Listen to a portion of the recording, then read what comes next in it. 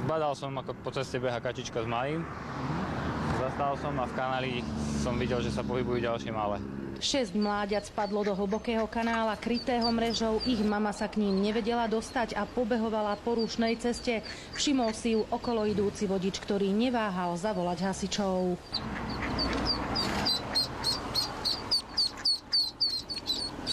Za mamičkou. Moje, aké si rýchle. Zlaté to je.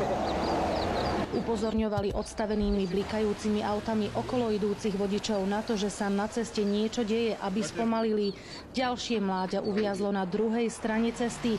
Hasiči liezli do kanála popri autách, ktoré cestou prechádzali. V premávke si tak museli dávať pozor aj sami na seba.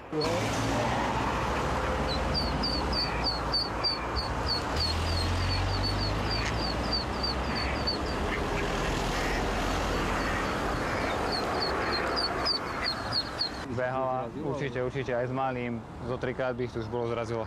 Kačacia rodina prešla z Hrona cez 2 dvojprúdovky plné aut. Hasiči ich naložili do vaku a odviezli späť k vode. Všetky sa bezpečne vrátili tam, odkiaľ sa vybrali na výlet. Oni pôjdu za ňou.